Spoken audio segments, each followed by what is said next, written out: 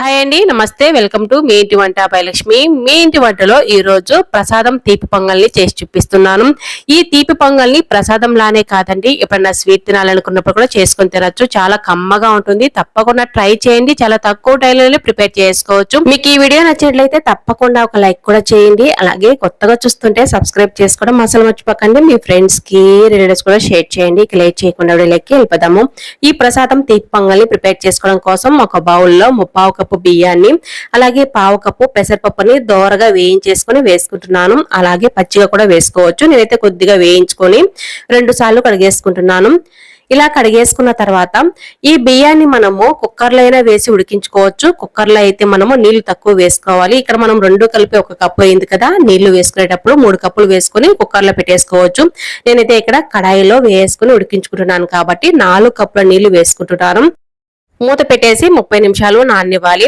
30 నిమిషాల తర్వాత కడాయిలో వేసుకుని ఉడికించేసుకోవచ్చు. కడాయిలో ఉడికించుకుంటున్నాను కాబట్టి 4 కప్పులు నీళ్లు వేసుకున్నాను. అదే కుక్కర్లో వేసుకున్నట్టయితే 3 కప్పులు నీళ్ళు అయితే సరిపోతాయి. స్టవ్ ని మీడియం ఫ్లేమ్ లో పెట్టేసుకుని మూత పెట్టేసుకుని మధ్య మధ్యలో చెక్ చేసుకుంటూ ఉడికించుకోవాలి. కొద్దిగానే కాబట్టి నేను కడాయిలోనే చేస్తున్నాను. ఇప్పుడు మరొక బౌల్ తీసుకొని 1 కప్పు బెల్లం వేసుకున్నాను. అలాగే 1/2 కప్పు నీళ్లు కూడా వేసుకొని స్టవ్ ని మీడియం టు హై ఫ్లేమ్ కి అడ్జస్ట్ చేసుకుంటూ బెల్లం కరగనివ్వాలి. ఇలా కరిగించేసుకుని బెల్లం వాటిని పక్కన పెట్టేసుకోవాలి. ఇక్కడ మనకు బియ్యము పెసరపప్పు కూడా ఉడికిపోయి ఉంటుంది. మధ్య మధ్యలో చెక్ చేసుకుంటూ ఇలా ఉడికేంత వరకు ఉడికించేసుకోవాలి. ఇలా బాగా ఉడికిన తర్వాత ముందుగా బెల్లం కరిగించి పెట్టుకున్నాం కదా, ఆ బెల్లం వాటర్ని ఇందులోనే ఫిల్టర్ చేసుకోవాలి. ఇలా ఫిల్టర్ చేసుకోవడం వల్ల బెల్లంలో ఏమైనా నలకలు ఉంటే ఫిల్టర్ అయిపోతాయి. మొత్తం కూడా బాగా కలిపేసుకోవాలి. ఇలా కలిపేసుకున్న తర్వాత ఇందులోనే 2 టేబుల్ స్పూన్ల వరకు చక్కెర కూడా వేసుకోవాలి. చక్కెర వేసుకోవడం వల్ల రుచి అనేది చాలా బాగుంటుందండి. తప్పకుండా ట్రై చేయండి ఈ ప్రాసెస్ లో. ఇలా మొత్తం కూడా బాగా కలిసేటట్టు కలిపేసుకొని కొద్దిగా చిక్కబడేంత వరకు ఉడికించుకోవాలి.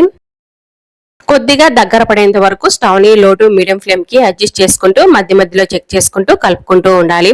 ఇప్పుడు ఇందులో 1/2 టీ స్పూన్ వరకు యాలకుల పౌడర్ కూడా వేసుకున్నాను. మొత్తం కూడా బాగా కలిసేటట్టు కలిపేసుకోవాలి.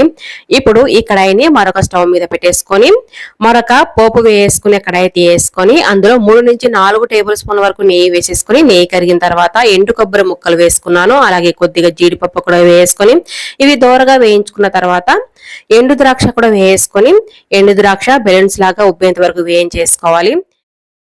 ఇలా వేయించుకున్న వాటిని నెయ్యితో సహా తీపి పొంగల్లో వేసేసుకోవాలి. మొత్తం కూడా బాగా కలిసేటట్టు కలిపేసుకుంటే మనకు తీపి పొంగలి రెడీ అయిపోతుంది.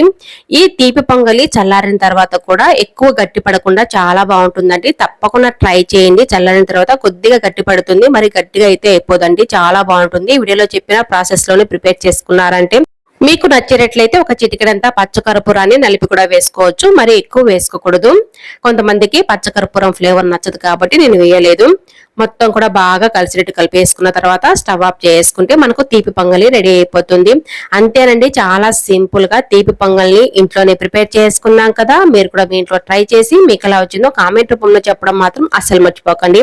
ఇప్పుడు ఈ తీపి పొంగల్ని ఒక బౌల్ లోకి తీసుకొని సర్వ్ చేసుకుంటే సరిపోతుంది. మీకు ఈ వీడియో నచ్చినట్లయితే తప్పకుండా ఒక లైక్ కూడా చేయండి. అలాగే కొత్తగా చూస్తుంటే సబ్స్క్రైబ్ చేసుకోవడం మాత్రం అసలు మర్చిపోకండి. మీ ఫ్రెండ్స్ కి రిలేటివ్స్ కూడా షేర్ చేయండి. Thanks for watching.